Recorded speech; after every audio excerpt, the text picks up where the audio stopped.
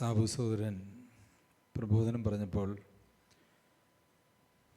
പറഞ്ഞതായിട്ടുള്ള ഒരു വാക്യത്തിലേക്ക് ശ്രദ്ധയെ തിരിക്കുവാനായിട്ട് ഞാൻ ആഗ്രഹിക്കുന്നു. യോഹന്നാൻ എഴുതിയ സുവിശേഷം 10-ാം അധ്യായം 10-ാം വാക്യമാണത്. യോഹന്നാൻ എഴുതിയ സുവിശേഷം 10-ാം അധ്യായം 10-ാം വാക്യം. ഒരുപക്ഷെ നിങ്ങൾക്ക് കാണപ്പാടം അറിയാവുന്ന ഒരു വാക്യമാണ്. ക്രിസ്തീയ ലോകത്ത് വളരെ പ്രശസ്തിയുള്ളതായ ഒരു വാക്യവുമാണ്. അതിൻ്റെ 2-ാം ഭാഗത്ത് നാം ഇപ്രകാരം വായിക്കുന്നു: അവർക്ക് ജീവൻ ഉണ്ടാകുവാനും സമൃദ്ധിയായിട്ട് ഉണ്ടാകുവാനും അത്രേ ഞാൻ വന്നിരിക്കുന്നത്. അവർക്ക് ജീവൻ ഉണ്ടാകുവാനും സമൃദ്ധിയായിട്ടുണ്ടാകുവാനും അത്രേ ഞാൻ വന്നിരിക്കുന്നത്.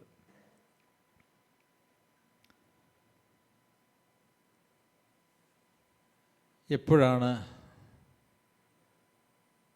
കർത്താവായ യേശു ക്രിസ്തു കൊടുക്കുന്നതായ ആ ജീവൻ ഒരു വ്യക്തിക്ക് ലഭിക്കുന്നത്?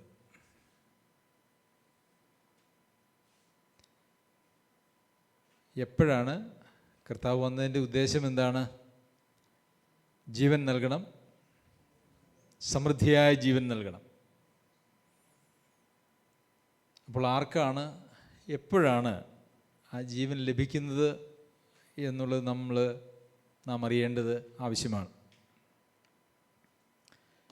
അതിക്രമങ്ങളിലും പാപങ്ങളിലും മരിച്ചവരാണ് എല്ലാവരും, അല്ലേ? എല്ലാവരും അതിക്രമങ്ങളിലും പാപങ്ങളിലും മരിച്ചവരാണ്. ഏത് നിമിഷമാണ് യഥാർത്ഥത്തിൽ ക്രിസ്തു ഒരാൾക്ക് ജീവൻ നൽകുന്നത്? നിങ്ങൾക്ക് പറയാം. എപ്പോഴാണ് ഒരാൾക്ക് ജീവൻ ലഭിക്കുന്നത്?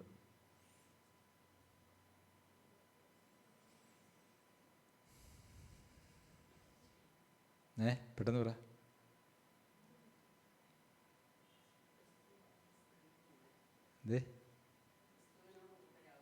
ക്രിസ്തുവിനോട് കൂടെയാകുമ്പോഴാണ് ജീവൻ ലഭിക്കുന്നത് എന്നുള്ളതാണ് ഒരു ഉത്തരം. മറ്റെന്തെങ്കിലും ഉത്തരങ്ങളുണ്ടോ?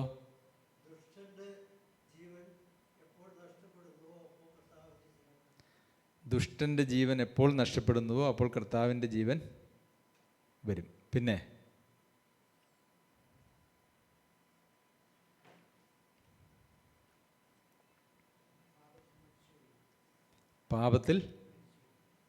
പാപത്തിൽ മരിച്ചു കഴിയുമ്പോൾ. പിന്നെ നിങ്ങൾ പറഞ്ഞ എല്ലാ ഉത്തരങ്ങളിലും ഉത്തരമുണ്ട്. പക്ഷേ കുറച്ചുകൂടി വ്യക്തമായിട്ടുള്ള ഒരു ഉത്തരമാണ് ഞാൻ ആഗ്രഹിക്കുന്നത്. വീണ്ടും ജനനം പ്രാപിക്കുമ്പോൾ, അതും ഈ പറഞ്ഞതുപോലെ ഉത്തരം ആണ്. എന്നാൽ ഞാൻ ഉദ്ദേശിച്ചതായിട്ടുള്ള ഉത്തരം നിങ്ങൾ ആരും പറയുന്നില്ല. അതുകൊണ്ട് ഞാൻ തന്നെ അത് പറയാം എന്ന് വിചാരിക്കുന്നു. തിമോഥെയോസിന് എഴുതിയ 2-ാം ലേഖനം 2-ാം അധ്യായത്തിൻ്റെ 11-ാമത്തെ വാക്യത്തിൽ നാം വായിക്കുന്നത് ഇപ്രകാരമാണ്: നാം അവനോടുകൂടെ മരിച്ചു എങ്കിൽ കൂടെ ജീവിക്കും. അപ്പോൾ എപ്പോഴാണ് കർത്താവിനോടുകൂടെ ജീവിക്കാൻ നാം തുടങ്ങുന്നത്? നാം കർത്താവിനോട് കൂടെ എന്ന് മരിക്കുന്നുവോ അന്നാണ്. അപ്പോൾ കർത്താവ് വാഗ്ദത്തം ചെയ്തതായിട്ടുള്ള ജീവൻ, അത് നമ്മളിലേക്ക് പകരപ്പെടുന്നത് ഏത് നിമിഷമാണ്? നാം മരിക്കുമ്പോൾ. അതിനെ നമുക്ക് വീണ്ടും ജനനം പ്രാപിക്കുമ്പോൾ എന്ന് പറയാം. കാരണം വീണ്ടും ജനനം പ്രാപിക്കുമ്പോൾ ഒന്ന് മരിച്ചിട്ടാണല്ലോ വീണ്ടും ജനിക്കുന്നത്. ആ ഉത്തരം ശരിയാണ്. വിശ്വസിക്കുമ്പോൾ എന്ന് പറയാം. പക്ഷേ ആ വിശ്വാസം കേവലം ഒരു അറിവാകുന്ന വിശ്വാസമല്ല, മറിച്ച് ആ വിശ്വാസം ഒത്തിരി അർത്ഥങ്ങൾ ഉൾക്കൊള്ളുന്നതായിട്ടുള്ള ഒരു പദമാണ്.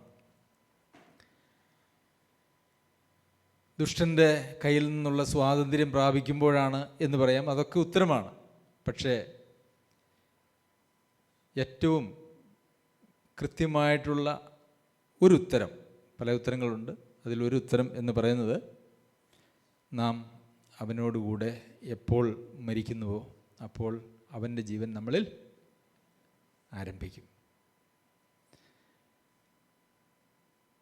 നമ്മുടെ ജീവനും ദൈവത്തിൻ്റെ ജീവനും ദൈവിക ജീവനും കൂടി ഒരേ സമയത്ത് നമ്മളിൽ ഉണ്ടാവുക അസാധ്യമായിട്ടുള്ളൊരു കാര്യമാണ്.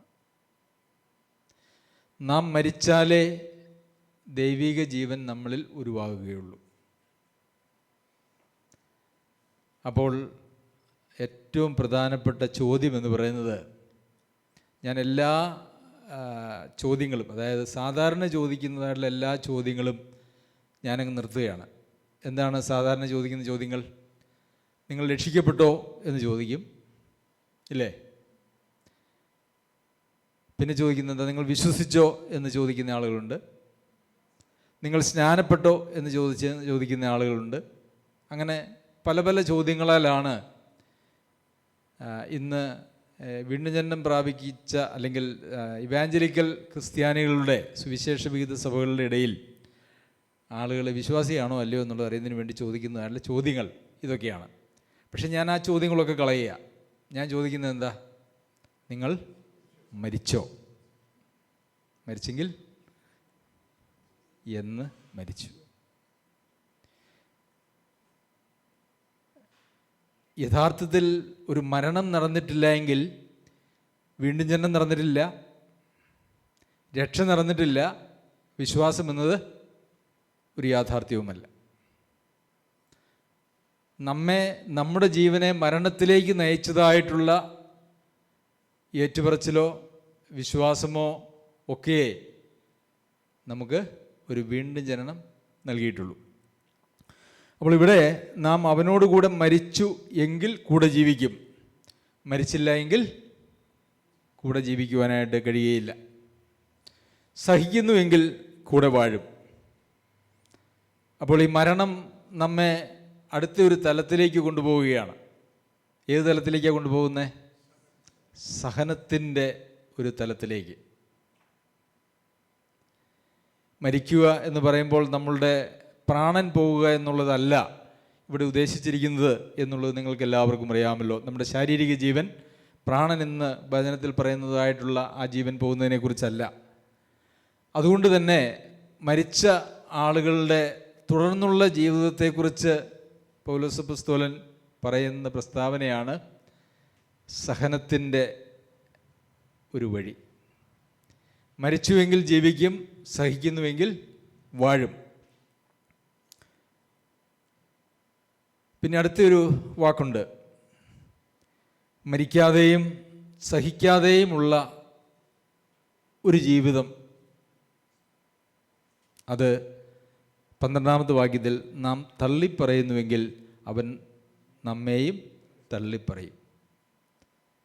അപ്പോൾ ഇവിടെ നാം, നമ്മെയും, അല്ലേ? ആ രണ്ട് വാക്ക് ഈ 12-ാമത്തെ വാക്യത്തിലുണ്ട്, അല്ലേ? നാം എന്നും നമ്മെയും എന്നും പറഞ്ഞിട്ടുണ്ട്. അപ്പോൾ നാം അവനോടുകൂടെ മരിച്ചുവെങ്കിൽ ജീവിക്കും, സഹിക്കുന്നുവെങ്കിൽ കൂടെ വാഴും. നാം തള്ളിപ്പറയുന്നുവെങ്കിൽ അവൻ നമ്മെയും തള്ളിപ്പറയും. അപ്പോൾ കർത്താവിനോടുകൂടെ മരിച്ച് ജീവൻ പ്രാപിച്ചതായിട്ടുള്ള ആളുകൾക്ക് സഹിച്ചുകൊണ്ട് കർത്താവിൻ്റെ ആ വാഴ്ചയിലേക്കുള്ള ഒരു സാധ്യത മുമ്പിലുണ്ട്. തള്ളിപ്പറഞ്ഞുകൊണ്ട് കർത്താവ് തള്ളിപ്പറയുന്നതായ ഒരു ജീവിതത്തിൻ്റെ വഴിയും ഉണ്ട്. ഈ വാക്യത്തിൽ അത് വ്യക്തമല്ലേ? നാം തള്ളിപ്പറഞ്ഞാൽ നമ്മെ തള്ളിപ്പറയും എന്നല്ലേ പറഞ്ഞിരിക്കുന്നത്? യേശുക്രിസ്തുവിൻ്റെ വശത്തേക്ക് വരാത്തതായിട്ടുള്ള ആളുകൾ, ജാതികളായിരിക്കുന്ന ആളുകൾ, അവരേറ്റു പറയാത്തത് കൊണ്ട് ദൈവം അവരെ ഏറ്റുപറയില്ല എന്നല്ല, അവർ തള്ളിപ്പറഞ്ഞതുകൊണ്ട് ദൈവം അവരെ തള്ളിപ്പറയും എന്നല്ല, മറിച്ച് നാം സഹിക്കുന്നതിന് പകരം തള്ളിപ്പറഞ്ഞാൽ നമ്മെയും അവൻ തള്ളിപ്പറയും. പിന്നെ വളരെ വിചിത്രമായ ഒരു വേദവ്യാഖ്യാനമാണ് തൊട്ടടുത്ത വാക്യത്തെക്കുറിച്ച് ഇന്ന് ലോകത്തിൽ ക്രിസ്ത്യാനികളുടെ ഇടയിലുള്ളത്. എന്താണ് അവിടെ? നാം അവിശ്വസ്തരായി തീർന്നാലും അവൻ വിശ്വസ്തനായി പാർക്കുന്നു, തൻ്റെ സ്വഭാവം ത്യജിപ്പാൻ അവന് കഴിയുകയില്ലല്ലോ, ഈ വചനം വിശ്വാസയോഗ്യമാകുന്നു. ഇതിനെങ്ങനെയാണ് വ്യാഖ്യാനിക്കുന്നത്? രക്ഷിക്കപ്പെട്ടതിന് ശേഷം നമ്മളെങ്ങനെ അവിശ്വസ്തരായിട്ട് ജീവിച്ചാലും ദൈവം ഒരിക്കലും അവിശ്വസ്തത കാണിക്കുകയില്ല. അങ്ങനെയല്ലേ നിങ്ങളെല്ലാം കേട്ടിട്ടുള്ളേ? ആണോ? അങ്ങനെയാണ് കേട്ടിട്ടുള്ളത് അല്ലേ? അങ്ങനെയാണോ ഇവിടെ പറഞ്ഞിരിക്കുന്നത്? ഇവിടെ പറഞ്ഞിരിക്കുന്നത് അങ്ങനെയാണോ? അല്ല. ഇവിടെ എന്താ പറഞ്ഞിരിക്കുന്നത്? അവനോടുകൂടെ മരിച്ചുവെങ്കിൽ ജീവിക്കുമെന്നുള്ളതായിട്ടുള്ള വാഗ്ദത്തമുണ്ട്. സഹിക്കുന്നുവെങ്കിൽ കൂടെ വാഴാമെന്നുള്ള വാഗ്ദത്തമുണ്ട്. തള്ളി പറഞ്ഞാൽ തള്ളിപ്പറയുമെന്നുള്ള വാഗ്ദത്തമുണ്ട്.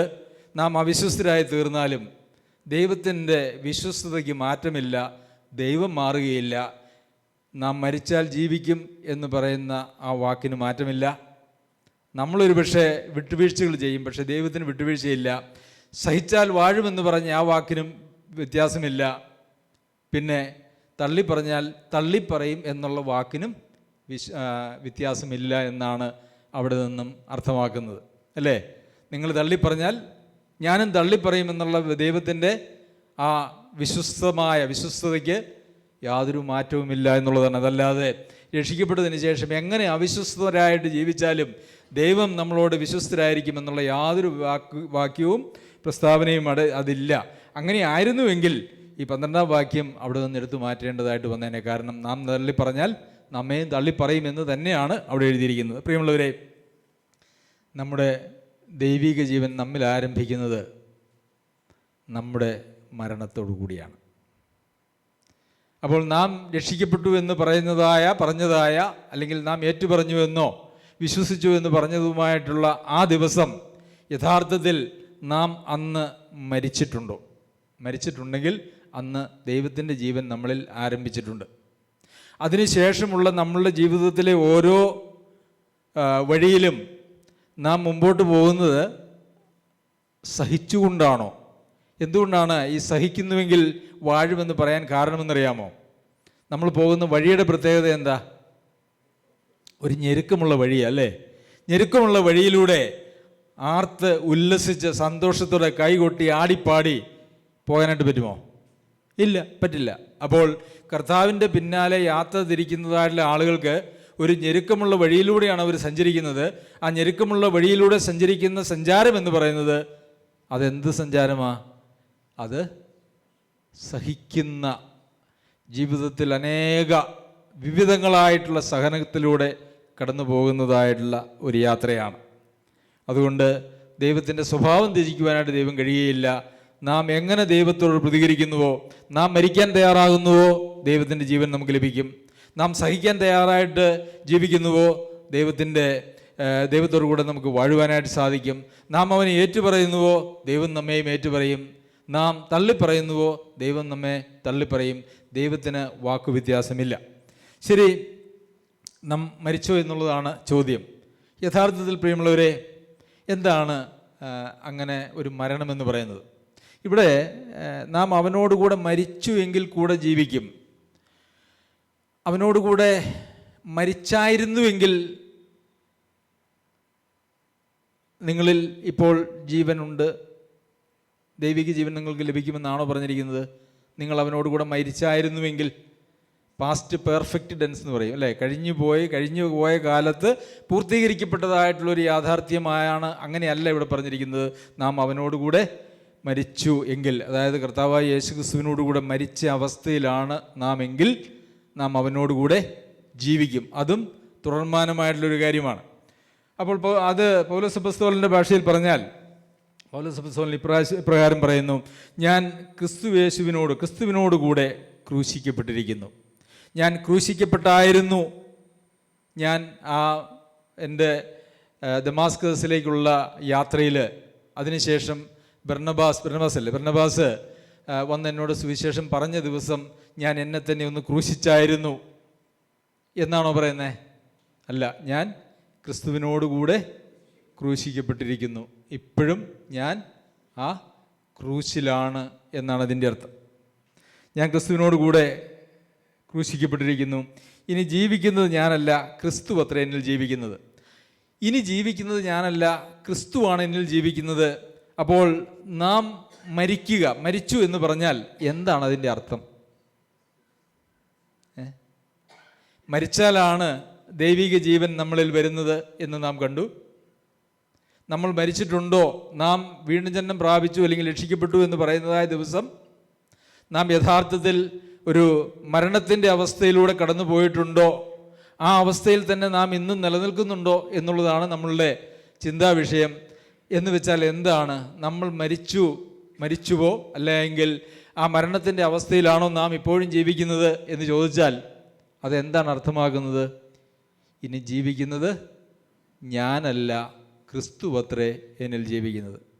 അപ്പോൾ നാം മരിച്ചു, ആ മരണത്തിൻ്റെ അവസ്ഥയിൽ, ആ സഹനത്തിൻ്റെ അവസ്ഥയിൽ നാം ജീവിക്കുന്നു എന്ന് പറഞ്ഞാൽ അതിൻ്റെ അർത്ഥം ക്രിസ്തുവിനെ എന്നിലൂടെ ജീവിക്കാനായിട്ട് ഞാൻ എന്നെ തന്നെ സമർപ്പിച്ചിരിക്കുന്നു എന്നാണ്.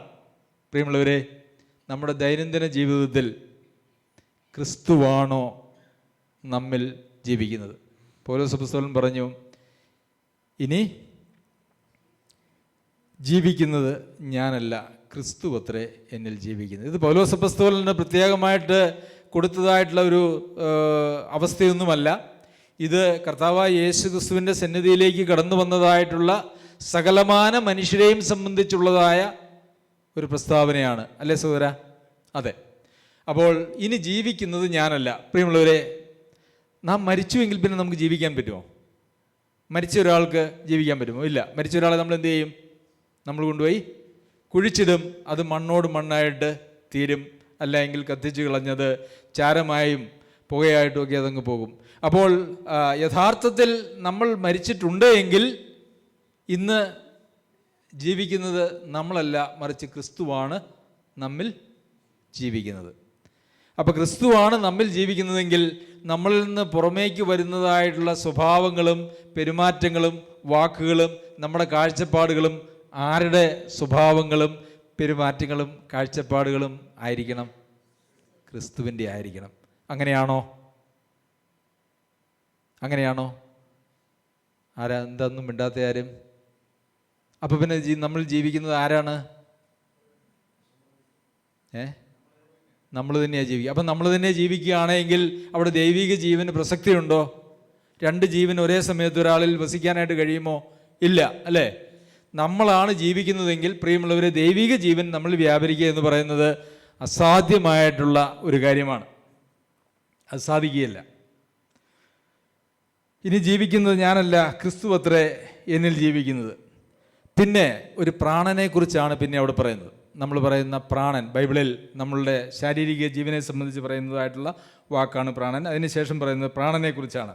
ഇപ്പോൾ ഞാൻ ജഡത്തിൽ ജീവിക്കുന്നതോ, അതാണ് പ്രാണൻ, അല്ലേ? ഇപ്പോൾ എൻ്റെ ജഡത്തിലുള്ള ജീവിതം അത് എന്നെ സ്നേഹിച്ച് എനിക്ക് വേണ്ടി തന്നെ ഏൽപ്പിച്ചു കൊടുത്ത ദൈവപുത്രനിലുള്ള വിശ്വാസത്താൽ അത്രേ ജീവിക്കുന്നത്. അപ്പോൾ എനിക്ക് ഇന്ന് ഒരു ജഡത്തിലൊരു ജീവിതമുണ്ട്. അതെൻ്റെ ശരീരത്തിലുള്ളതായിട്ടുള്ള പ്രാണനാണ്.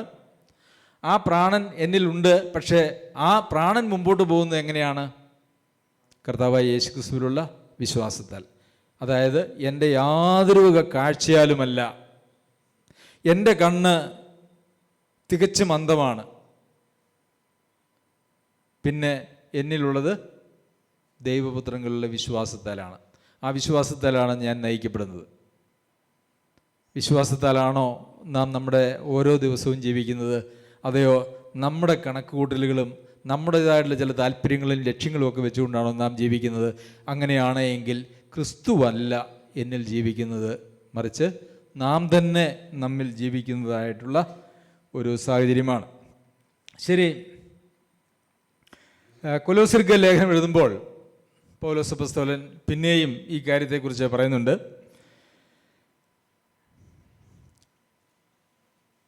3-ാം അധ്യായത്തിൻ്റെ 3-ാം വാക്യം, നിങ്ങൾ മരിച്ച് നിങ്ങളുടെ ജീവൻ ക്രിസ്തുവിനോടുകൂടെ ദൈവത്തിൽ മറഞ്ഞിരിക്കുന്നു. നിങ്ങൾ മരിച്ചു, നിങ്ങളുടെ ജീവൻ ക്രിസ്തുവിനോടുകൂടെ ദൈവത്തിൽ മറഞ്ഞിരിക്കുന്നു. കൊലോസ്യർക്ക് ലേഖനം എഴുതുമ്പോൾ പൗലോസ് അപ്പോസ്തലൻ പറയുന്നത് നിങ്ങളൊക്കെ മരിച്ചവരാണ്, നിങ്ങളുടെ ജീവൻ ക്രിസ്തുവിനോടുകൂടെ ദൈവത്തിൽ മറഞ്ഞിരിക്കുന്നു. നമുക്ക് സ്വന്തമായിട്ട് ജീവനുണ്ട് എന്നല്ല പറഞ്ഞിരിക്കുന്നത്. നിങ്ങളുടെ ജീവൻ ആരോട് കൂടെയാണ്? ക്രിസ്തുവിനോട് കൂടെയാണ്. അതായത് ക്രിസ്തുവിനോട് കൂടെ ഉള്ളപ്പോൾ മാത്രമാണ് നമുക്ക് ജീവനുള്ളത്. കാരണം സത്യദൈവവും നിത്യജീവനും ജീവനുമൊക്കെ ക്രിസ്തു മാത്രമാണ്. ആ ക്രിസ്തുവിനോട് നാം ചേരുമ്പോൾ ക്രിസ്തുവിലുള്ള ജീവൻ്റെ പങ്കാളിത്തമാണ് നമുക്ക് ലഭിക്കുന്നത്. അപ്പോൾ നിങ്ങൾ മരിച്ചു, നിങ്ങളുടെ ജീവൻ ക്രിസ്തുവിനോടുകൂടെ ദൈവത്തിൽ മറഞ്ഞിരിക്കുന്നു. അപ്പം നമ്മളെ ഒരു ജീവനുണ്ട് എങ്കിൽ ദൈവത്തിൻ്റെ ജീവനില്ല, അല്ലേ? നമ്മൾ മരിച്ചാൽ മാത്രമേ പിന്നെ നമ്മുടെ ദൈവം നൽകുന്നതായിട്ടുള്ള ജീവന് പ്രസക്തി ഉദിക്കുന്നുള്ളൂ. എന്നിട്ട് പറയുകയാണ്, നമ്മുടെ ജീവനായ ക്രിസ്തു വെളിപ്പം. നമ്മുടെ ജീവനായ ക്രിസ്തു. അപ്പം നമ്മുടെ ജീവൻ ആരാ? നമുക്ക് സ്വന്തമായിട്ടാണോ? അല്ല. നമ്മുടെ ജീവനായ ക്രിസ്തു വെളിപ്പെടുമ്പോൾ നിങ്ങളും അവനോടുകൂടെ തേജസ്സിൽ വെളിപ്പെടും. കൊരിന്ത്യർക്ക് ലേഖനം എഴുതുമ്പോൾ പൗലോസ് അപ്പോസ്തലൻ പറയുന്നത് എങ്ങനെയാ? ഈ വക പ്രവർത്തിക്കുന്നവർ ദൈവരാജ്യം അവകാശമാക്കുകയില്ല. അവരുടെ തെറ്റായിട്ടുള്ള ജീവിതവും അവരിലുള്ളതായിട്ടുള്ള ഭിന്നതയും അവരുടെ ജഡത്തിൻ്റെ പ്രവർത്തനങ്ങളും ഒക്കെ കണ്ടിട്ട് പൗലോസ് അപ്പോസ്തലൻ പറയുക, ഈ വക പ്രവർത്തിച്ചാൽ ദൈവരാജ്യം അവകാശമാക്കുകയില്ല എന്ന് ഞാൻ നിങ്ങളോട് പറഞ്ഞതുപോലെ, ഇപ്പോഴും മുമ്പേ പറഞ്ഞതുപോലെ ഇപ്പോഴും ഞാൻ നിങ്ങളോട് മുൻകൂട്ടി പറയുന്നു, അല്ലേ? അത് ഗലാത്യർക്ക് ലേഖനം എഴുതുമ്പോഴാണ്. ഗലാത്യർക്ക് ലേഖനം എഴുതുമ്പോൾ അവിടെ എന്തായിരുന്നു പ്രശ്നം? ഗലാത്യയിലെ പ്രശ്നം എന്തായിരുന്നു? തെറ്റായിട്ടുള്ള ഉപദേശങ്ങളായിരുന്നു. തെറ്റായിട്ടുള്ള ഉപദേശങ്ങളുമായിട്ട് വന്ന ആളുകളെക്കുറിച്ച് പറഞ്ഞത് അവർ ശപിക്കപ്പെട്ടവരെന്നാണ്. അത് തെറ്റായിട്ടുള്ള ഉപദേശം എന്ന് പറഞ്ഞാൽ പ്രധാനമായിട്ടും ന്യായപ്രമാണത്തിൽ നിന്ന് കൊണ്ടുവന്ന ഉപദേശങ്ങളാണ്. ബൈബിളിന് പുറത്തുനിന്ന് കൊണ്ടുവന്ന ഉപദേശങ്ങളല്ല കേട്ടോ, ന്യായപ്രമാണത്തിൽ നിന്ന് കൊണ്ടുവന്ന ഉപദേശങ്ങളാണ്. ഇന്ന് അനേക ലോകത്തിലെ സുവിശേഷ വിഹിത സഭകളെന്ന് വിളിക്കപ്പെടുന്നതായിട്ടുള്ള 99% സഭകളിലും പ്രസംഗിക്കപ്പെടുന്നത് പഴയ നിയമമാണ്. പഴയ നിയമത്തെ കൊണ്ടുവന്നിട്ട് പുതിയ നിയമ വിശ്വാസികളുടെ അസ്ഥാനത്തും അവർക്ക് ആചാരാനുഷ്ഠാനങ്ങൾ അത്രത്തോളം ഇല്ലെങ്കിൽ പോലും പഴയ നിയമത്താലാണ് നിയന്ത്രിക്കപ്പെടുന്നത്. ഏതോ ഒരാൾ ഇങ്ങനെ പ്രസംഗിച്ചപ്പോൾ ഒരിക്കൽ പറയുന്നത് കേട്ടു, ഇന്നത്തെ സഭകളുടെ മുറ്റത്തുകൂടെ ഏതെങ്കിലും യഹൂദന്മാരുടെ യാത്ര ചെയ്താൽ ആ യഹൂദൻ ചാടി ആ സഭയ്ക്കകത്ത് കയറും. കാരണം അത് അവരുടെ സിനഗോഗോ അല്ലെങ്കിൽ അവരുടെ ദേവാലയവുമാണ് എന്നവർക്ക് തോന്നും. കാരണം അത് യഹൂദന്മാരുടെ സിനഗോഗുകളിലും ദേവാലയങ്ങളിലും പറയുന്നതായിട്ടുള്ള അതേ വാക്യങ്ങളാണ് ഇന്നത്തെ സഭകളിൽ പ്രസംഗിക്കുന്നതെന്ന്.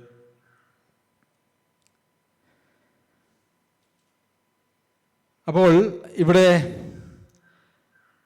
നമ്മുടെ ജീവനായ ക്രിസ്തു വെളിപ്പെടുമ്പോൾ നാമും അവനോടുകൂടെ തേജസ്സിൽ വെളിപ്പെടണമെങ്കിൽ നാം മരിച്ച് നമ്മുടെ ജീവൻ ക്രിസ്തുവിനോടുകൂടെ ദൈവത്തിൽ മറഞ്ഞിരിക്കേണ്ടതാണ്.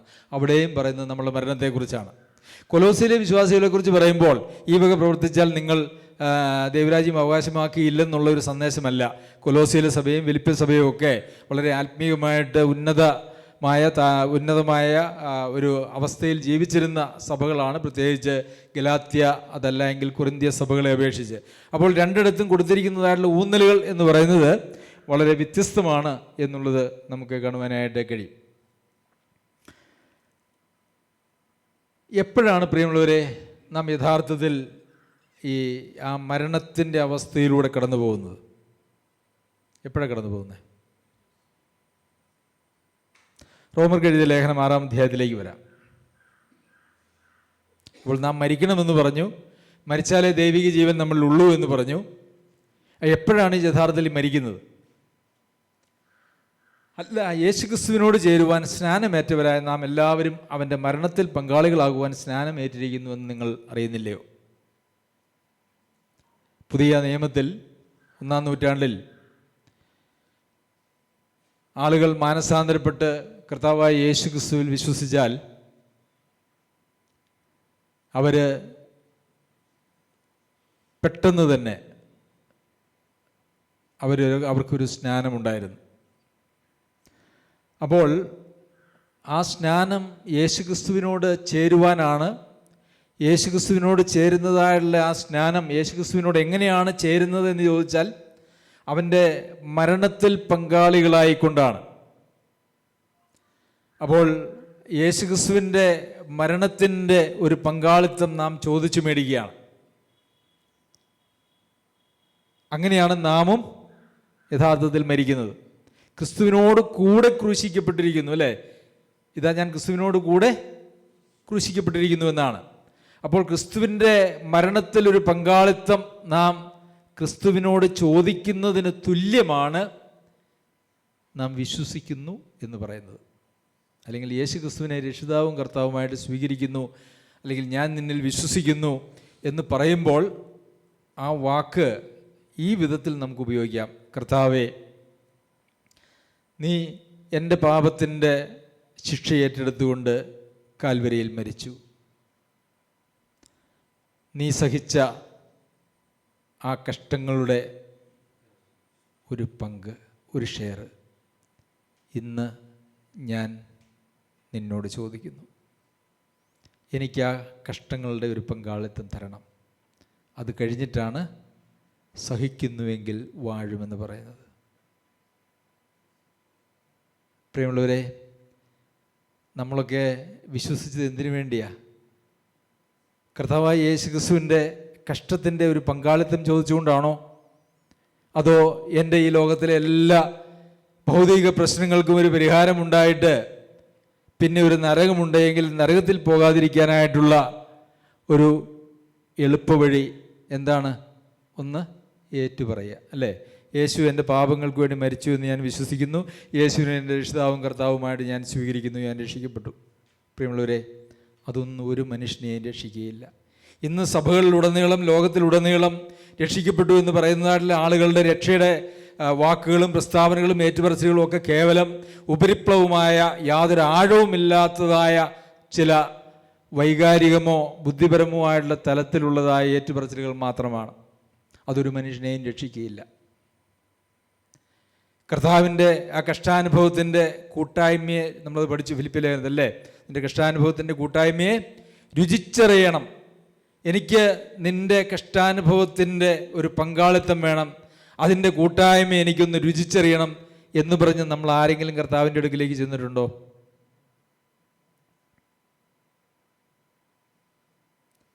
വീണ്ടും അങ്ങനെ അവൻ്റെ മരണത്തിൽ പങ്കാളികളായി തീർന്ന സ്നാനത്താൽ അവനോടുകൂടെ കുഴിച്ചിടപ്പെട്ടു. അപ്പോൾ സ്നാനത്തിൽ എന്താ സംഭവിക്കുന്നത്? മരിച്ച ഒരാളെ കുഴിച്ചിടൽ അതിനകത്ത് നടക്കുന്നുണ്ട്.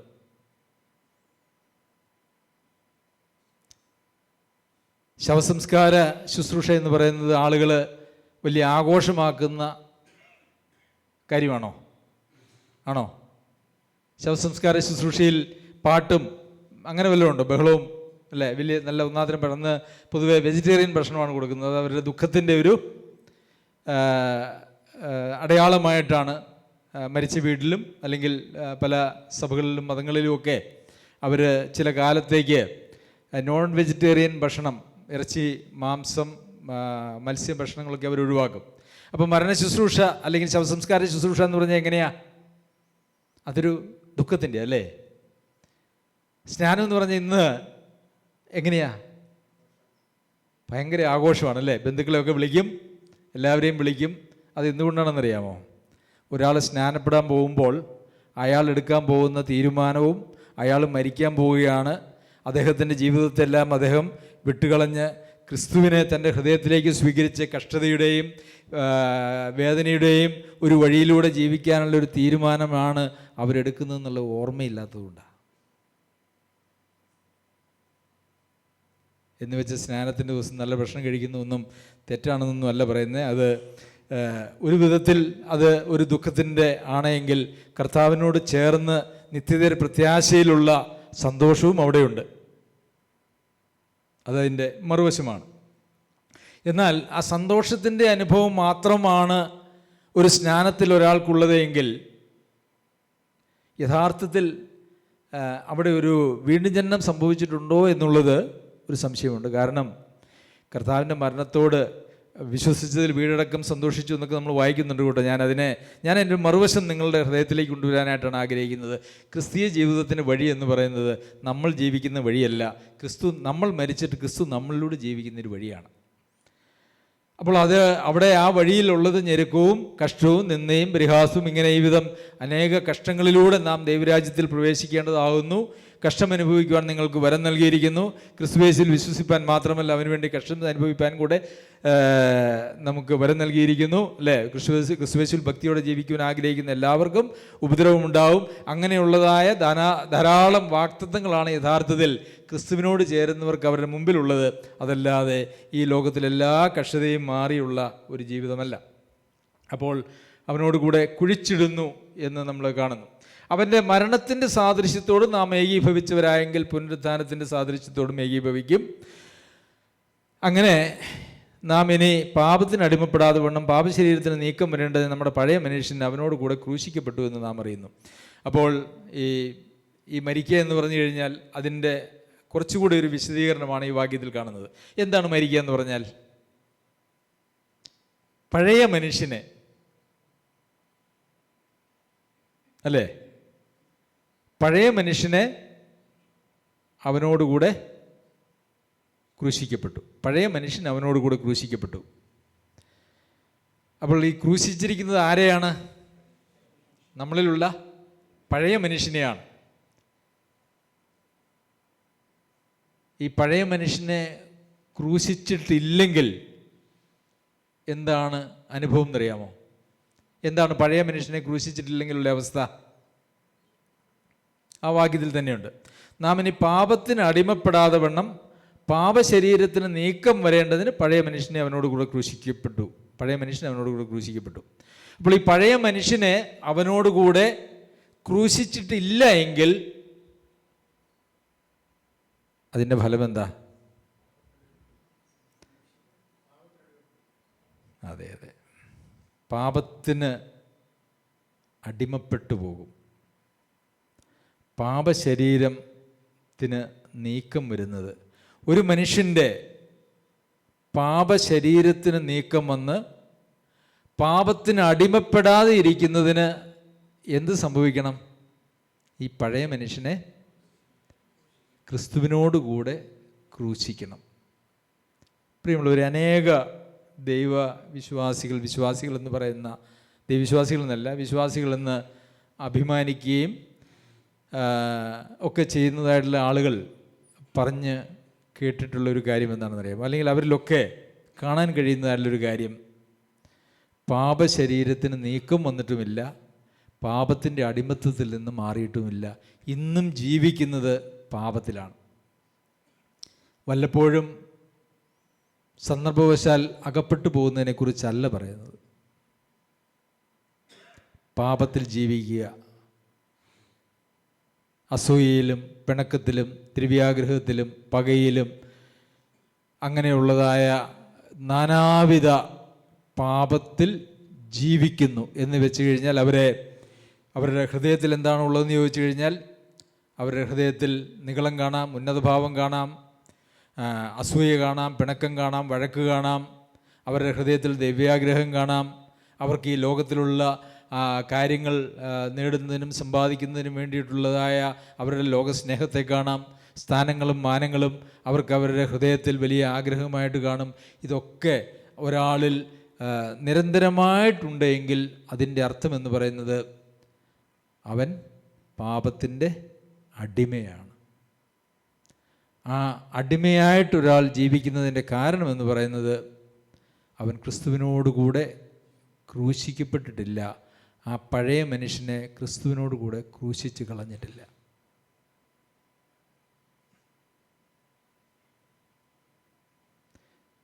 ആ പഴയ മനുഷ്യനെ അവനോടുകൂടെ ക്രൂശിച്ചിട്ടില്ല എങ്കിൽ എന്താ സംഭവിക്കുന്നത്? പാപത്തിന് അടിമപ്പെട്ടു പോകും. കാരണം എന്താ? പാപശരീരത്തിന് നീക്കം വന്നിട്ടില്ല. പ്രിയമുള്ളവരെ, നമ്മുടെ ജീവിതത്തെ ഒന്ന് പരിശോധിക്കാം. നമ്മൾക്ക് രക്ഷിക്കപ്പെട്ടുവെന്നും വിശ്വസിച്ചുവെന്നും വീണ്ടും ജന്മം പ്രാപിച്ചു എന്നൊക്കെ പറയുന്ന ആളുകളാണല്ലോ. നമ്മൾ പാപത്തിൻ്റെ അടിമത്തത്തിലാണോ വസിക്കുന്നത്? അതായത് മുറുകെ പറ്റുന്ന പാപം, ചില പാപ സ്വഭാവങ്ങൾ നമ്മെ വിടാതെ ആ പാപത്തിൻ്റെ അടിമയായിട്ട് നമ്മുടെ ചിന്താതലത്തിലോ വാക്കുകളിലോ പ്രവർത്തനങ്ങളിലോ ഒക്കെ ഏതെങ്കിലും ചില പാപങ്ങൾക്ക് അടിമകളായിട്ട്, അതായത് മാനസാന്തരപ്പെടാൻ പോലും നമുക്ക് തയ്യാറില്ലാതെ അതിനെ ന്യായീകരിച്ച് ഒരുപക്ഷെ അങ്ങനെയൊക്കെ ജീവിക്കാൻ പറ്റുമോ എന്ന് ചോദിക്കുന്ന ആളുകളൊക്കെ ഉണ്ടല്ലോ. ദൈവവചനം അനുസരിച്ച് ജീവിക്കാൻ പറ്റുമോ എന്നൊരാൾ ചോദിക്കുന്നുണ്ടെങ്കിൽ ആ ചോദ്യത്തിൻ്റെ പുറകിലുള്ളൊരു യാഥാർത്ഥ്യം ഞാൻ പറയാം. പാപത്തിനോട് മരിച്ചിട്ടില്ല, പാപശരീരത്തിന് നീക്കം വന്നിട്ടില്ല, പാപത്തിൻ്റെ അടിമയായി തീർന്നു. ആ അടിമത്തത്തിൽ വസിക്കുവാനായിട്ട് ന്യായീകരണങ്ങളെ കണ്ടെത്തുകയും ആ അടിമത്തത്തിൽ വസിക്കുകയും ചെയ്യുന്ന ആളുകളാണ് അങ്ങനെയുള്ള പ്രയോഗങ്ങൾ പ്രയോഗിക്കുന്നത് നമുക്കറിയാം. പാപത്തെക്കുറിച്ച് മാനസാന്തരമില്ലാതെ ജീവിക്കുന്നതായിട്ടുള്ള ആളുകൾ ആ പാപത്തിൻ്റെ അവനോട് കൂടെ ക്രൂശിക്കപ്പെട്ടു എങ്കിൽ മാത്രമാണ് മരിക്കുന്നത് അങ്ങനെ മരിച്ചിട്ടുണ്ടെങ്കിൽ മാത്രമാണ് നമുക്ക് പാപത്തിൻ്റെ മേൽ വിജയമുള്ളൂ എന്നുള്ളതും നാം ഓർക്കണം. അങ്ങനെ മരിച്ചവൻ പാപത്തിൽ നിന്ന് മോചനം പ്രാപിച്ചിരിക്കുന്നു. എങ്ങനെ?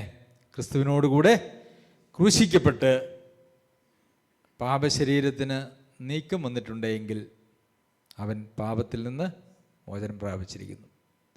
അപ്പോൾ എൻ്റെ മുഴുവൻ പാപവും കർത്താവ് രക്ഷിക്കപ്പെട്ടപ്പോൾ ക്ഷമിച്ചു എന്ന് നമ്മൾ പറയാറുണ്ട്, അല്ലേ? നമ്മളങ്ങനെയല്ലേ പഠിപ്പിക്കുന്നത്, നമ്മളങ്ങനെയാണ് പ്രസംഗിക്കുന്നത്. അത് ശരിയുമാണ്, താത്വികമായിട്ട് അത് ശരിയാണ്, തിയറി ശരിയാണ്. പക്ഷേ ആ വീണ്ടും ജന്മം പ്രാപിച്ചപ്പോൾ നിങ്ങൾ മരിച്ചായിരുന്നോ? നിങ്ങളുടെ പഴയ മനുഷ്യനെ ക്രിസ്തുവിനോട് കൂടെ നിങ്ങൾ ക്രൂശിച്ചായിരുന്നോ? എങ്കിൽ, ക്രൂശിച്ചിരുന്നുവെങ്കിൽ, അങ്ങനെ നിങ്ങൾ ക്രിസ്തുവിനോട് കൂടെ മരിച്ചുവെങ്കിൽ നിങ്ങൾ പാപത്തിൽ നിന്ന് മോചനം പ്രാപിച്ചിരിക്കുന്നു. അല്ലെങ്കിൽ ഇല്ല, പാപത്തിൽ നിന്ന് മോചനം പ്രാപിച്ചിട്ടില്ല. നിങ്ങളുടെ പാപങ്ങൾ നിങ്ങൾക്ക് ക്ഷമിച്ചു കിട്ടി എന്നുള്ള വാക്കോ കിട്ടുന്നു എന്നുള്ള വാക്കോ അല്ല അവിടെ ഉപയോഗിച്ചിരിക്കുന്നത്.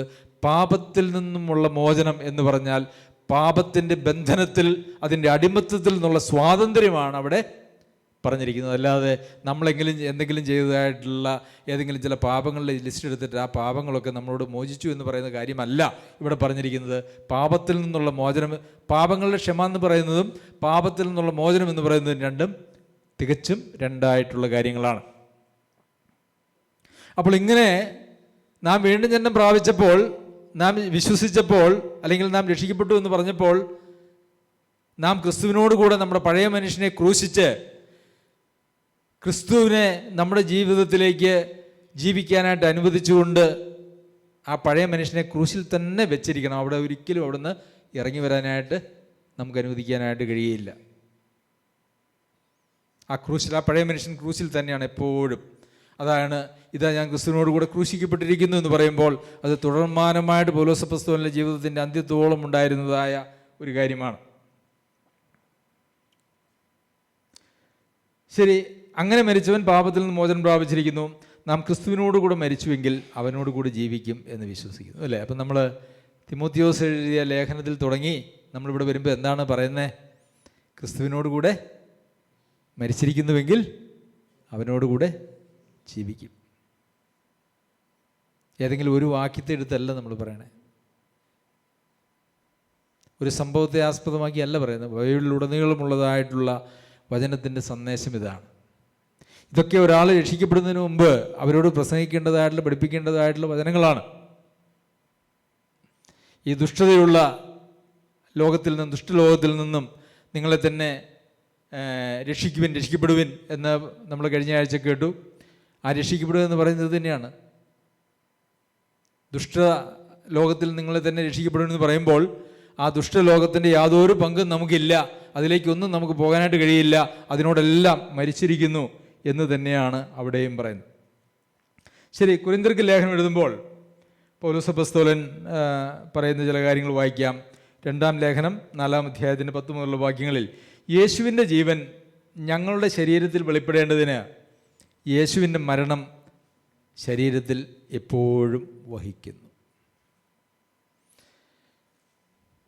അപ്പോൾ യേശുവിൻ്റെ ജീവൻ നമ്മുടെ ശരീരത്തിൽ ഉണ്ട് എന്ന് പറഞ്ഞാൽ അത് വെളിപ്പെടണം, അല്ലേ? ജീവനുണ്ടെങ്കിൽ, ജീവനുള്ള ജീവികൾക്ക് ചില പ്രത്യേകതകളുണ്ട്, ജീവൻ്റേതായിട്ടുള്ള ലക്ഷണങ്ങൾ കാണിക്കും. എന്തൊക്കെയാണ് ജീവൻ്റെ ലക്ഷണങ്ങൾ? അത് അനങ്ങും, കഴിക്കും, വളരും, പ്രത്യുൽപാദനം ചെയ്യും. ഇതൊക്കെ ജീവനുള്ളതിൻ്റെ ലക്ഷണങ്ങളാണ്. അപ്പോൾ ക്രിസ്തുവിൻ്റെ, യേശുവിൻ്റെ ജീവൻ നമ്മുടെ ശരീരത്തിൽ വെളിപ്പെടുന്നതിന് യേശുവിൻ്റെ മരണം എപ്പോഴും വഹിക്കുന്നു.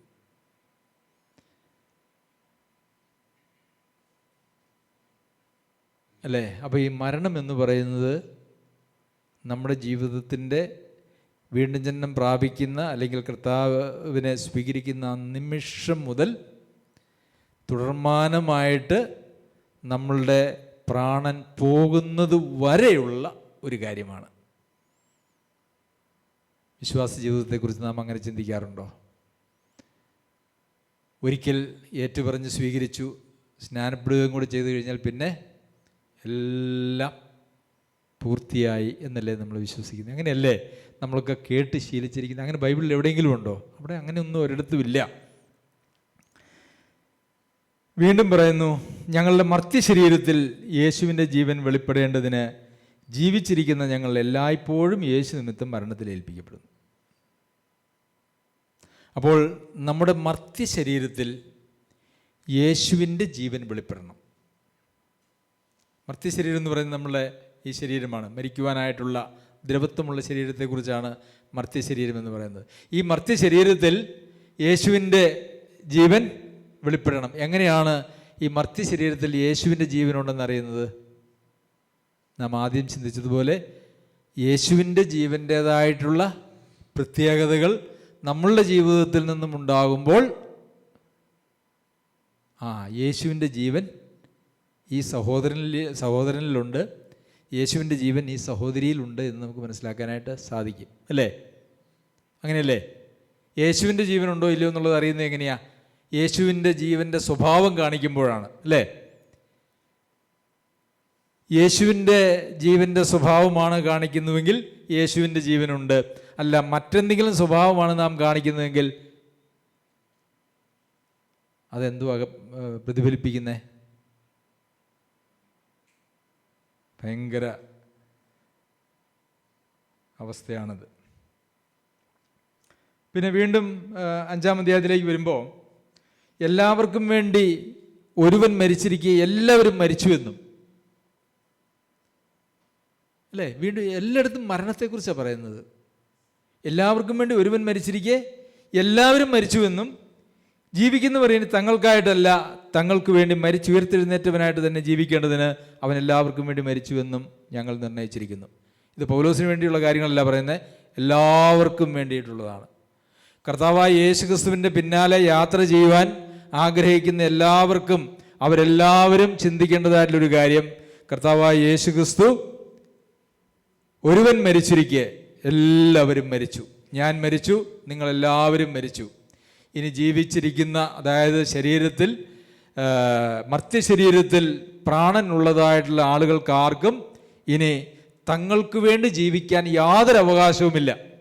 അങ്ങനെയല്ലേ? ഇവിടെ ജീവിക്കുന്നവർ ഇനി തങ്ങൾക്കായിട്ടല്ല തങ്ങൾക്ക് വേണ്ടി മരിച്ചുയർത്തെഴുന്നേറ്റവനായിട്ട് തന്നെ ജീവിക്കേണ്ടതിന് അവൻ എല്ലാവർക്കും വേണ്ടി മരിച്ചുവെന്നും ഞങ്ങൾ നിർണയിച്ചിരിക്കുന്നു. അപ്പോൾ ജീവിച്ചിരിക്കുന്ന നമുക്ക് ആർക്കെങ്കിലും നമുക്ക് വേണ്ടി ജീവിക്കാനൊരു സ്വാതന്ത്ര്യമുണ്ടോ? ഉണ്ടോ? പ്രിയമുള്ളവരെ, ക്രിസ്തീയ ജീവിതത്തെക്കുറിച്ച് നാം ഇനിയും ഏറെ കാര്യങ്ങൾ മനസ്സിലാക്കേണ്ടതായിട്ടുണ്ട്.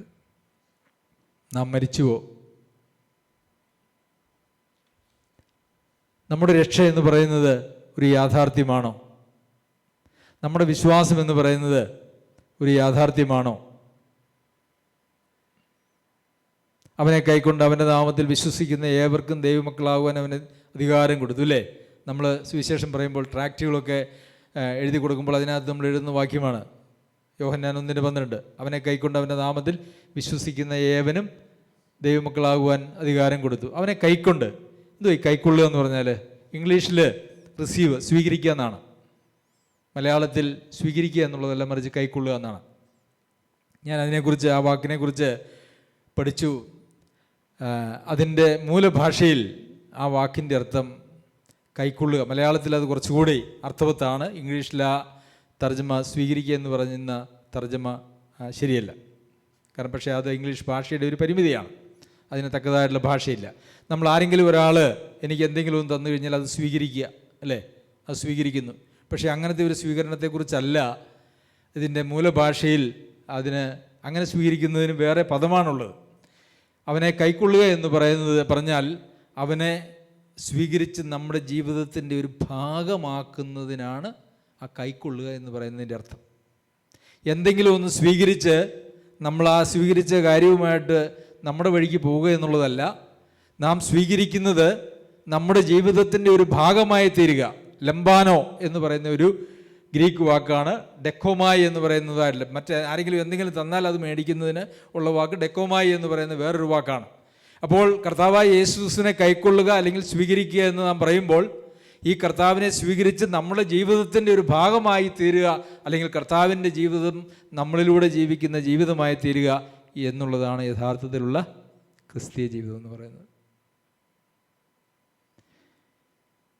കർത്താവിൻ്റെ പിന്നാലെ ആളുകൾ കൂടിയപ്പം കർത്താവ് ഇങ്ങനെയൊക്കെയാണ് പഠിപ്പിച്ചത്. അത് കേട്ട് കഴിഞ്ഞപ്പോൾ എന്ത് വിചാരിച്ചു? എന്ത് പറഞ്ഞു അവർ? ഇത് കഠിന വാക്ക്, ആർക്ക് സാധിക്കും അല്ലേ? അങ്ങനെയെങ്കിൽ ആർക്ക് രക്ഷിക്കപ്പെടാൻ കഴിയും? ശിഷ്യന്മാർ ചോദിച്ചത്, കർത്താവിൻ്റെ പിന്നാലെ വന്നതായിട്ടുള്ള ആളുകൾ ചോദിച്ചതാണ്, ഇത് കഠിന വാക്ക്, കർത്താവ് ഇങ്ങനെയൊക്കെ ആണെങ്കിൽ ആർക്ക് രക്ഷിക്കപ്പെടാൻ കഴിയും? കർത്താവ് പറഞ്ഞു പ്രയാസമാണ് അല്ലേ? പ്രയാസമെന്നാണ് കർത്താവ് പറഞ്ഞത്. രക്ഷിക്കപ്പെടുന്നത് ഈസിയാണെന്നാണ് നമ്മളെല്ലാവരും കേട്ടിട്ടുള്ളത്. രക്ഷിക്കപ്പെടുന്നത് ഈസിയല്ല. ഒരു മരണത്തിൻ്റെ അവസ്ഥയിലൂടെ നമ്മെ കടത്തിവിട്ട് ആ മരണത്തിൻ്റെ അവസ്ഥയിൽ നമ്മുടെ പ്രാണൻ പോകുന്നതുവരെ ജീവിക്കാൻ മനസ്സുള്ളവർക്ക് മാത്രം കഴിയുന്ന ഒരു കാര്യമാണ് രക്ഷണ്യ ജീവിതം എന്ന് പറയുന്നത്. നിങ്ങളെ പറഞ്ഞ് പേടിപ്പിക്കുകയൊന്നുമല്ല കേട്ടോ, ഇതതിൻ്റെ യാഥാർത്ഥ്യം. വചനത്തിൽ അങ്ങനെയേ നമുക്ക് കാണാനായിട്ട് കഴിയുള്ളൂ.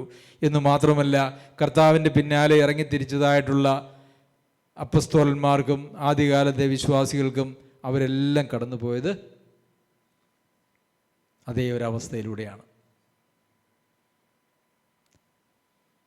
പലപ്പോഴും ഇത് നമുക്ക് ഭാരമായിട്ട് തോന്നുന്നത് എപ്പോഴാണെന്നറിയാമോ? ഇങ്ങനെയൊക്കെ ജീവിക്കാനായിട്ട് കഴിയുമോ എന്നുള്ളത് നമുക്കൊരു ഭാരമായിട്ട് തോന്നുന്നത് എപ്പോഴാണെന്നറിയാമോ?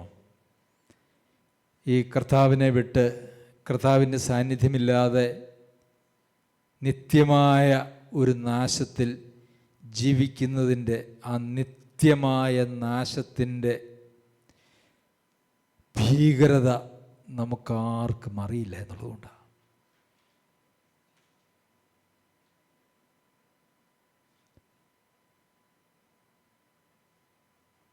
നിത്യനാശത്തിൻ്റെ ഭീകരത എന്ത് എന്നുള്ളത് അതിനെയൊക്കെ നമ്മൾ ഭയങ്കര അല്ലേ, നരകം എന്നൊക്കെ പറയുമ്പോൾ നമുക്കെന്തുവാ? ദൈവത്തോട് വിട്ട് ദൈവത്താൽ തള്ളപ്പെട്ട് നിത്യമായ ഒരു നാശത്തിലേക്ക് നിത്യം, ഒരു ദിവസമല്ല. നമ്മളിവിടെയൊക്കെ അനുഭവിക്കുന്ന കഷ്ടങ്ങളെക്കുറിച്ചൊക്കെ പറയുമ്പോൾ നമുക്ക് ഭയങ്കര കഷ്ടമായിട്ടാണ് തോന്നുന്നത് അല്ലേ? അതിനെക്കുറിച്ച് വചനം ഒരിക്കലും അങ്ങനെ പറയുന്നില്ല. നൊടി നേരത്തേക്കുള്ള ലഘുവായ കഷ്ടമെന്ന് മാത്രമേ പൗലോസപ്പസ്തോലന്, ഇത്രയേറെ കഷ്ടങ്ങളിലൂടെ കടന്നുപോയ പൗലോസപ്പസ്തോലന് പോലും പറയുവാനായിട്ടുള്ളത് നൊടി നേരത്തേക്കുള്ള ലഘുവായ കഷ്ടമെന്നേ ഉള്ളൂ. പക്ഷേ പ്രിയമുള്ളവരെ, നമ്മുടെ ഈ ലോക ജീവിതത്തിലെ ചില്ലറ പ്രശ്നങ്ങളെയൊക്കെ വലുതായി കാണുകയും നിത്യമായ ഒരു നാശവും നഷ്ടവും ചെറുതായി കാണുകയും ചെയ്യുന്ന നമ്മളുടെ ഇടുക്കമുള്ള, അവിശ്വാസമുള്ള, ദുഷ്ടമായ ഒരു മനസ്സ് മാത്രമാണ് നമ്മൾ തടസ്സമായിട്ടിരിക്കുന്നത്.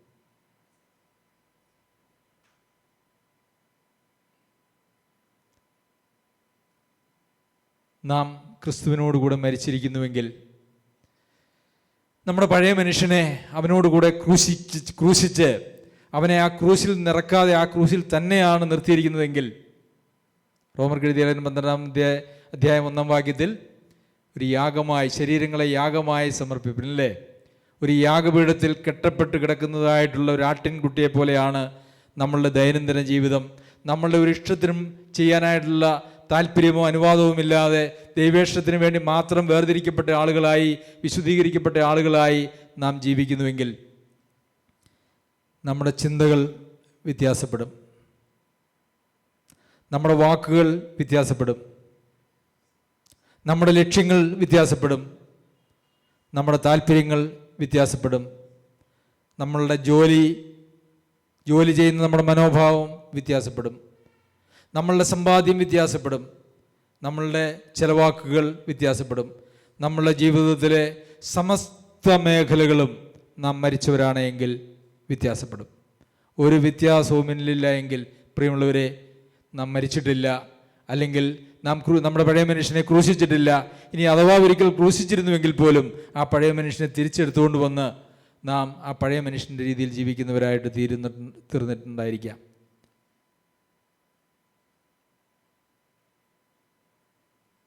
നമുക്ക് മനസ്സാന്തരപ്പെടാം. ചുളുവിൽ അല്ലേ, സ്വർഗത്തിൽ എങ്ങനെയെങ്കിലും കഷ്ടി അങ്ങ് രക്ഷപ്പെട്ടു പോകാം. ശുദ്ധീകരണ സ്ഥലം നമുക്കില്ല കേട്ടോ. കത്തോലിക്കർക്ക് അങ്ങനെയെങ്കിലും ഒരു ആശ്വാസമുണ്ട്, ശുദ്ധീകരണ സ്ഥലം, അല്ലേ? താൽക്കാലികമായ ഒരു ആശ്വാസം. നമുക്ക് ശുദ്ധീകരണ സ്ഥലമില്ല. ഒരിക്കൽ മരിക്കുകയും പിന്നെ ന്യായവിധിയും മനുഷ്യന് നിയമിച്ചിരിക്കുകയാൽ. അപ്പോൾ ചുളിവിൽ എതിലെയെങ്കിലും കിടന്ന് നമുക്ക് ഈ ലോകത്തിൽ നമ്മുടെ കാര്യങ്ങളൊക്കെ അങ്ങനെയാണ്. വണ്ടി ഓടിക്കുമ്പോൾ എങ്ങനെയെങ്കിലും അതിനിടയ്ക്കൂടെ ഒന്ന് കയറി അങ്ങ് രക്ഷപ്പെടും, അല്ലേ? നമ്മുടെ കാര്യങ്ങളൊക്കെ എങ്ങനെയെങ്കിലും നമ്മളുടെ ചില ബുദ്ധിയിലൊക്കെ നമ്മൾ അങ്ങ് നടത്തിപ്പോകും. പക്ഷെ അങ്ങനെയുള്ള യാതൊരു വക എളുപ്പവഴികളുമില്ല, യാതൊരു വക ചുളിവിൽ രക്ഷപ്പെടാനുള്ള യാതൊരു മാർഗങ്ങളുമില്ല. കർത്താവ് പറഞ്ഞിരിക്കുന്നത്, എന്നോട് കൂടെ നിങ്ങൾ മരിച്ചുവെങ്കിൽ ജീവിക്കും, എന്നോട് കൂടെ സഹിച്ചാൽ നിങ്ങൾക്ക് എന്നോട് കൂടെ വാഴാം, നിങ്ങൾ എന്നെ തള്ളിപ്പറഞ്ഞാൽ ഞാൻ നിങ്ങളെയും തള്ളിപ്പറയും, എനിക്ക് എൻ്റെ സ്വഭാവത്തിൽ വ്യത്യാസം വരുത്താൻ കഴിയുകയില്ല, ഞാൻ മാറ്റമില്ലാത്തവനാണ്. എങ്ങനെയാണോ നിങ്ങൾ എന്നോട് പ്രതികരിക്കുന്നത് അത് പ്രകാരം മാത്രമായിരിക്കും എൻ്റെ നിങ്ങളോടുള്ള പ്രതികരണവും. പ്രിയമുള്ളവരെ, ഒരു മാനസാന്തരത്തിൻ്റെ ആവശ്യം നമുക്കേറെയുണ്ട്. നാം മരിച്ചിട്ടില്ല എങ്കിൽ, നമ്മുടെ പഴയ മനുഷ്യനെ നാം കർത്താവിനോട് കൂടെ ക്രൂശിച്ചിട്ടില്ല എങ്കിൽ എന്ത് സുവിശേഷമാണ് നാം മറ്റുള്ളവരോട് പറയാനായിട്ട് പോകുന്നത്? കഴിഞ്ഞ ആഴ്ചയൊക്കെ ഞാൻ ചിന്തിക്കുകയായിരുന്നു, നിങ്ങൾ തമ്മിലുള്ള സ്നേഹം കണ്ട് നിങ്ങൾ ക്രിസ്തുവിൻ്റെ ശിഷ്യന്മാരെന്ന് ലോകമറിയും. പ്രിയമുള്ളവരെ, നമ്മൾ തമ്മിലുള്ള സ്നേഹം കണ്ടിട്ട് നമ്മൾ കർത്താവിൻ്റെ ശിഷ്യന്മാരെന്ന് ലോകം അറിയുമോ? ഇപ്പോൾ അറിയുന്നുണ്ടോ? ഉണ്ടോ? നമ്മൾ പ്രസംഗിക്കണം, നമ്മൾ ട്രാക്റ്റ് കൊടുക്കുന്നു, അല്ലെങ്കിൽ ട്രാക്റ്റ് കൊടുക്കുകയും പ്രസംഗിക്കുകയും ഒക്കെ വേണം, ചെയ്യരുതെന്നല്ല, ചെയ്യണം. അത് നമ്മുടെ ഉത്തരവാദിത്വമാണ്. ക്രിസ്തുവിൻ്റെ സ്നേഹം നമ്മെ അതിന് നിർബന്ധിക്കേണ്ടതാണ്. പക്ഷെ നമ്മൾ ഏത് സുവിശേഷമാണ് പ്രസംഗിക്കാൻ പോകുന്നത്? നമ്മൾ തന്നെ ആ സുവിശേഷത്തിന് വിധേയപ്പെട്ടിട്ടില്ല. നമ്മളുടെ കുടുംബജീവിതത്തിലും നമ്മുടെ സഭാജീവിതത്തിലും നമ്മുടെ വ്യക്തി ജീവിതത്തിലൊന്നും ഈ സുവിശേഷം യാതൊരു ക്രിയയും ചെയ്തിട്ടില്ലെങ്കിൽ നാം മറ്റുള്ളവരോട് പ്രസംഗിക്കുന്ന സുവിശേഷം അത് എപ്പോഴെങ്കിലും ഒരു യാഥാർത്ഥ്യമാകാൻ സാധ്യതയുണ്ടോ? നമ്മളുടെ ജീവിതത്തിൽ അനുഭവമല്ലാത്ത സന്തോഷവും നമ്മളുടെ ജീവിതത്തിൽ അനുഭവമല്ലാത്ത സമാധാനവും സ്വാതന്ത്ര്യവും, പാപത്തിൽ നിന്നുള്ള സ്വാതന്ത്ര്യവും നമുക്ക് ആർക്ക് വാഗ്ദാനം ചെയ്യാനായിട്ട് കഴിയും? പ്രിയമുള്ളവരെ, നമുക്ക് മാനസാന്തരപ്പെടാം. ദൈവം നമ്മെ സഹായിക്കട്ടെ. നമുക്കൊരു വാക്ക് നമ്മുടെ കണ്ണുകളെ അടച്ച് ദൈവസന്നിധിയിൽ നമുക്ക്